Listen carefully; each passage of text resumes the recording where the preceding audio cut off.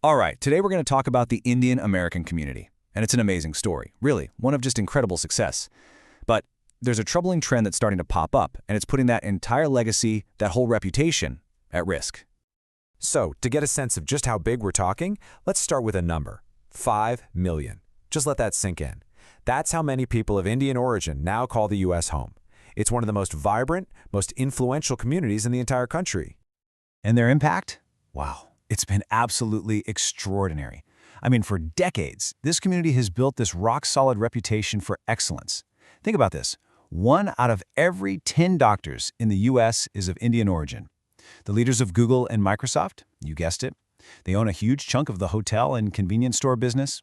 They're presidents of major universities. And on top of all that, they send a staggering $140 billion back to India every year. This is a legacy built on pure hard work and just massive contributions. Okay, so here's what we're going to break down. First, we'll look at that powerful legacy. Then we'll get into why it's suddenly at risk. We'll talk about the difference between celebrating and just causing a disturbance, explore this idea of a civic disconnect, and then get into some real solutions for how to be better neighbors and protect the future of the community.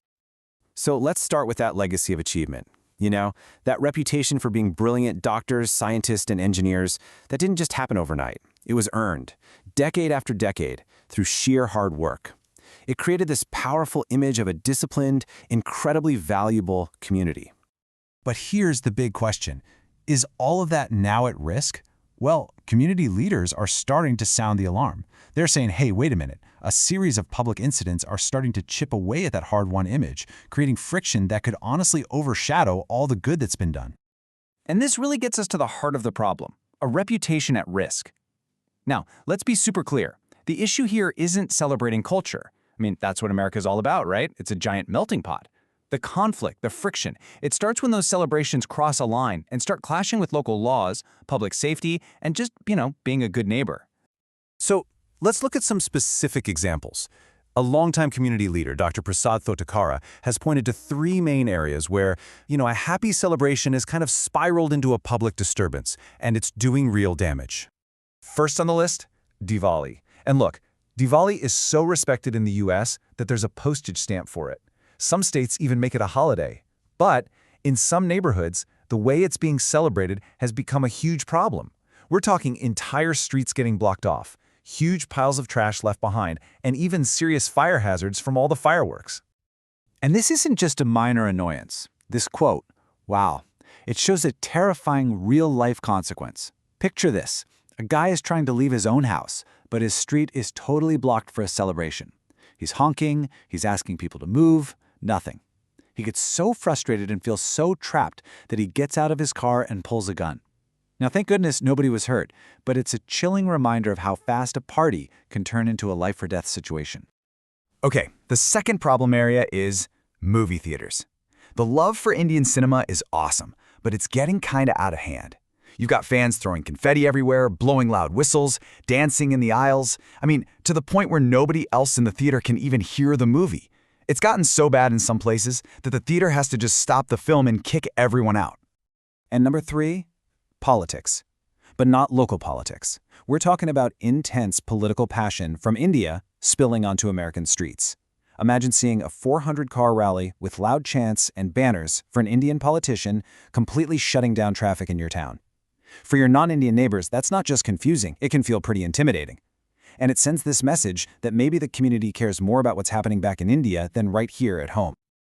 So when you put all these pieces together, the road blockages, the theater chaos, the political rallies, it's not just about a few people getting a little too rowdy. It points to something much bigger, a real disconnect from local American laws, norms, and just basic civic life. And this really highlights a critical knowledge gap. Things that might be totally normal or acceptable back in India can have serious consequences here in the US.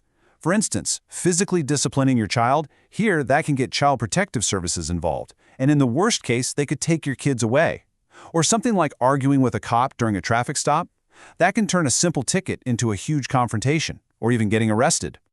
And you can see the signs of this civic disconnect pretty clearly. There's way more passion for politics in, say, Andhra Pradesh or Telangana than for the local city council meeting that's deciding what happens with your schools and your property taxes. And what does that lead to? Low voter registration in local elections. Very little interaction with non-Indian neighbors.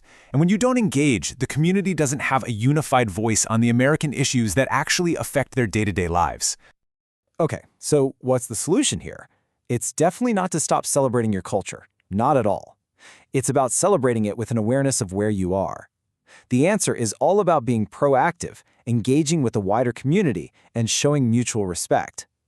And Dr. Thakurtura lays out a really simple 4-step plan to fix this. It's pretty straightforward. Learn the local rules, get involved in local civics, talk to your neighbors, and respect national protocols.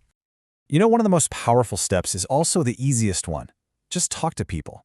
Instead of just shutting down the street for Diwali, what if you just knocked on your neighbor's door and said, "Hey, just wanted to give you a heads up, tonight's a really big festival for our family. It might get a little loud for 15 minutes or so while the kids set off some fireworks." A simple conversation like that, it takes, 2 minutes? Can turn someone who's annoyed into someone who understands, or who might even want to come join you. And you know, the little things, the small details, they matter a lot. There's actually a formal diplomatic protocol for stuff like this. At a public event, you should always play the guest country's anthem, India's, first. Then you play the host country's anthem, the USA's. You should have both flags, they should be the same size, and the US flag goes on the audience's left. Getting these little details right is a huge sign of respect.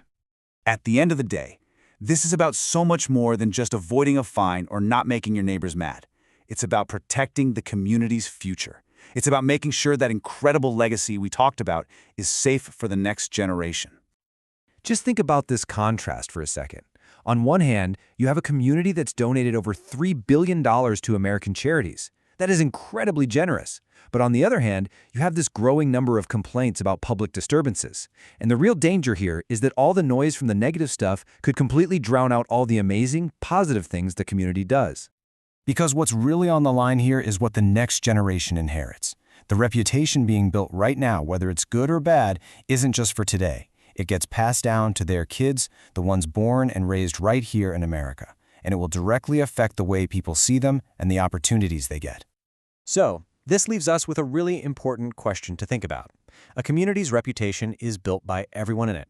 It's like every single person is adding a tile to a giant mosaic. So if the careless actions of just a few people can spoil the whole picture for millions, what's your role? What's the personal responsibility that each person has to protect that legacy?